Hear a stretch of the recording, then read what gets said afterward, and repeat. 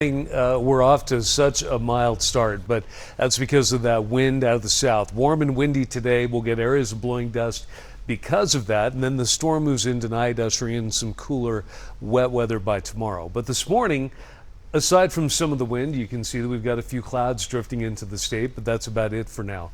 Otherwise, the big story for a lot of you is just what it feels like when you head out the door. It's 71 degrees in Salt Lake City.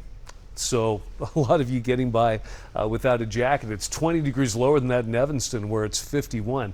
However, near 60 in the Western Valley, 72 in St. George.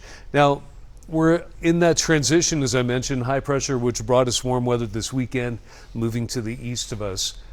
The next storm approaching the coast, a cold front associated with that is going to move in later tonight through tomorrow and knock the temperature down. But out ahead of it, we get the southwesterly flow, the wind from that direction, which helps the temperature climb all the way into the upper 80s in Salt Lake City today.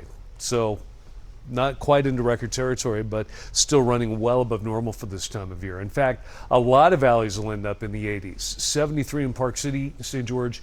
You'll make it up to 90. We'll get some of the strongest winds developing, especially over western Utah, where they might be gusting 30 to 40 miles per hour, possibly higher than that at times. And that's going to create those areas of blowing dust. Could also make travel difficult for some of you before things wind down later tonight. So something to be aware of. And behind the front tomorrow, you'll drop all the way down into the mid-70s in St. George, but you'll hang on to the sunshine, and then you'll climb all the way back into the upper 80s by the end of the work week.